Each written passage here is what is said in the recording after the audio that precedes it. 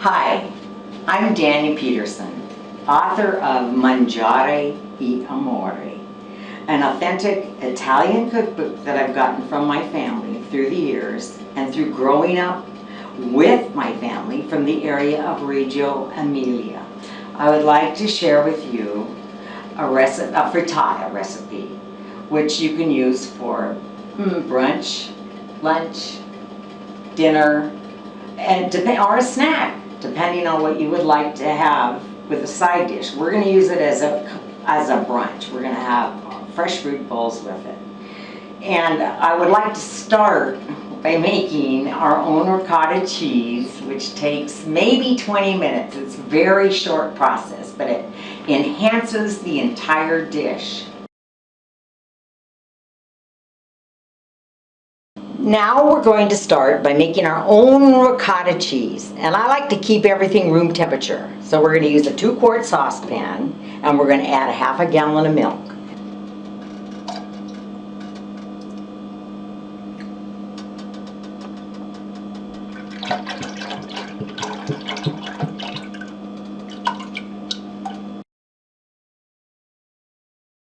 Now we're going to let our mixture simmer for 20 minutes on medium-low while we chop and wash our fresh vegetables for our frittata. And hopefully at the end of that time, we're going to have some nice homemade ricotta cheese to add to our frittata. Now we're going to add 2 tablespoons of white vinegar. Now I'm adding the juice of a lemon, about 1/4 of a cup. We get rid of any seeds, no seeds. Just squeeze the lemon into the milk. All right, the ricotta is ready. It's separated, you can see the whey. The light colored kind of watery things that form around the side is the whey, which we like to save. The ricotta now is ready to be drained.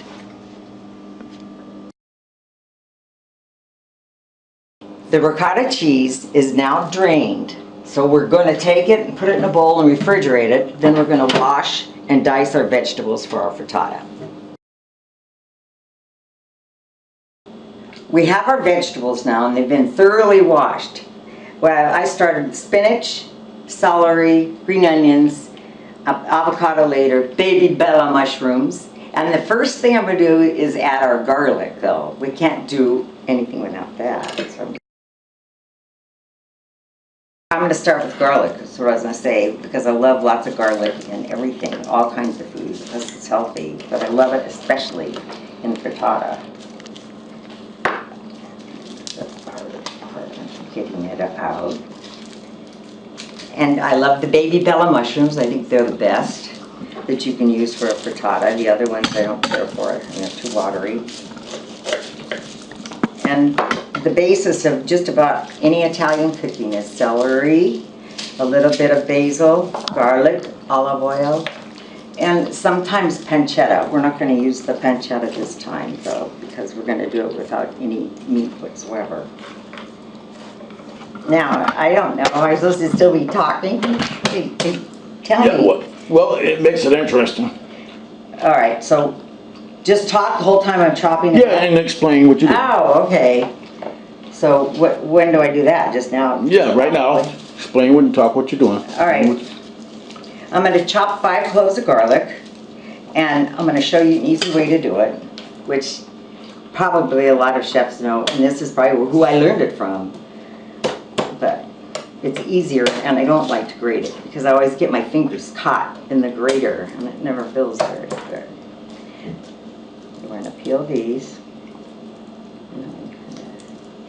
and we'll chop our celery and green onions and our red pepper, and I think, well, just with the baby bellas, we're just going to cut them in half and saute them in olive oil.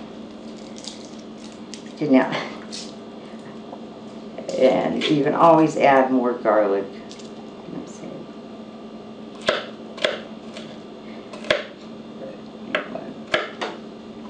And I'm not going to do any chopping to the spinach. because a lot of you already know, but the spinach goes down to about maybe a third of what you have in your pot. So we'll end up with a real small amount. So it's going to stay whole. The only thing we're going to do is a few stalks of celery and as much green onion as we want, and red pepper.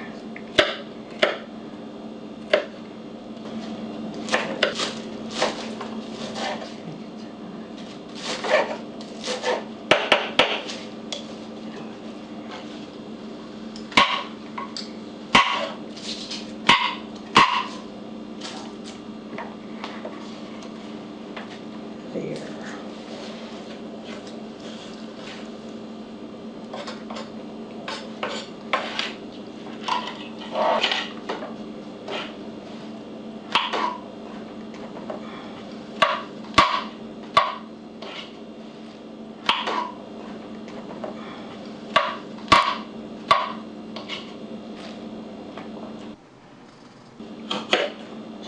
I'm going to add these.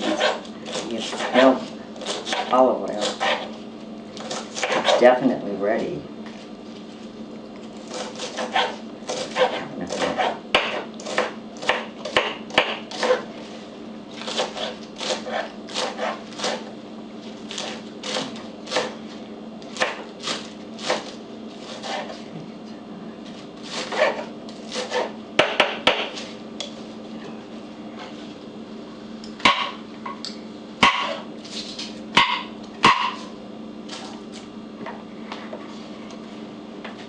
There.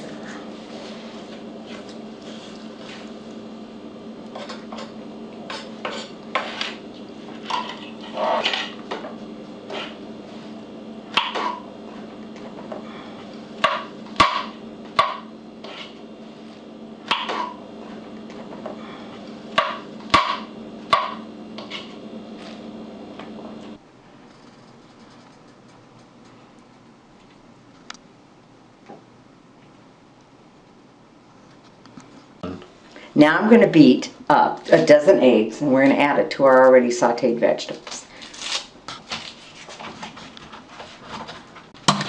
And I like to use organic eggs if possible, because I just think they're the best. That's one thing you can do, use those. And it's going to be great.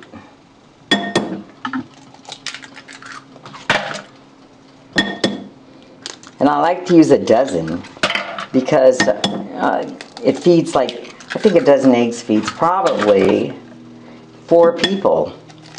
You would think more, but it doesn't.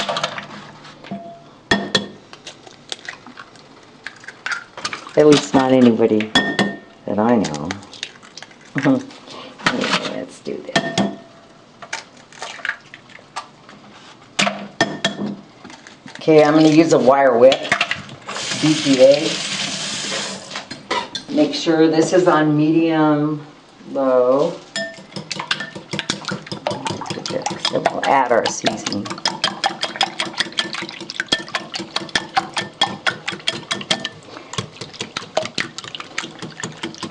And a wire whisk really is the best. You don't need a egg beater processor or anything. Use your whisk.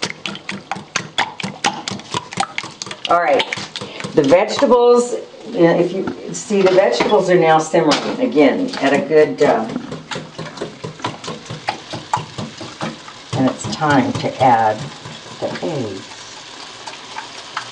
Now we're going to add our egg mixture to the sauteing veggies.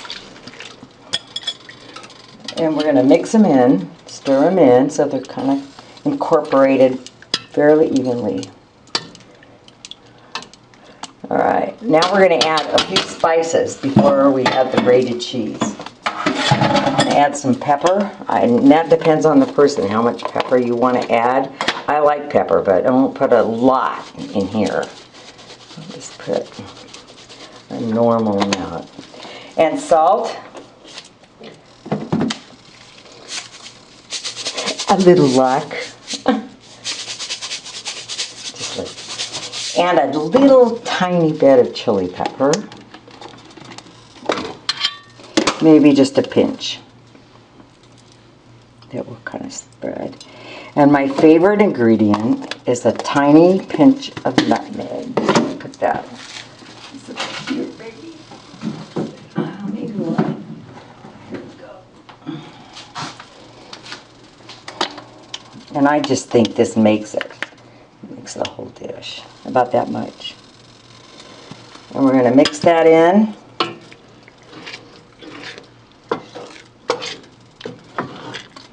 And now we're going to grate our cheese. We're going to grate the cheese, add a regatta, cover it, and let it simmer for 30 minutes.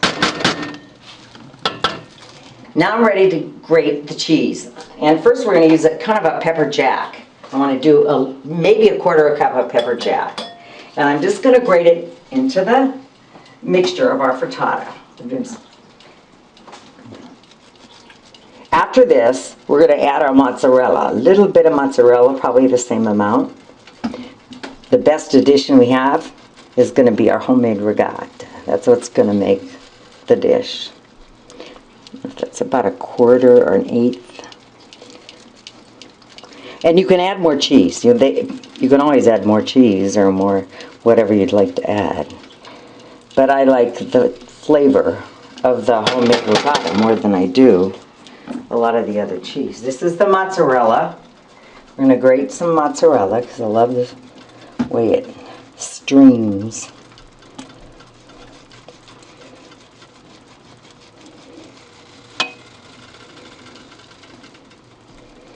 It's kind of chunky. The best thing to do really before you grate anything like this is to put it in the freezer for about 10 minutes, and it makes it so much easier to grate than warm cheese. But we're doing all right. I'm going to add that. Now we're going to add our homemade ricotta. We're going to add all of it because it came out so good. This is what's going to make our dish different. And I'm going to stir this in and add a little more salt and pepper.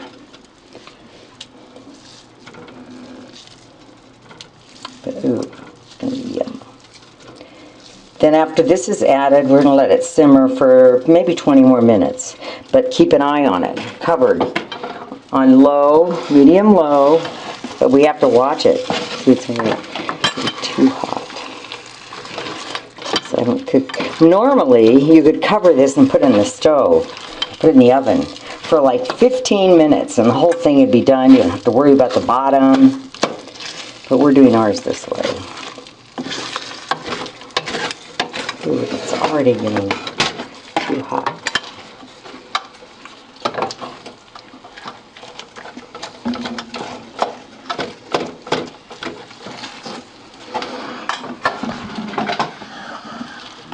It's going to be so good. I can already taste the red hot cheese. And sometimes I like to have the ricotta. I like to just slice it up or have a few, maybe a half a cup of it with some fruit, and that's all I'll have for lunch. So this time we're doing a little bit more. And now I'm going to add a little more salt and pepper, and we're going to let it simmer for maybe 10-15 minutes. We'll check it until it's nice and set.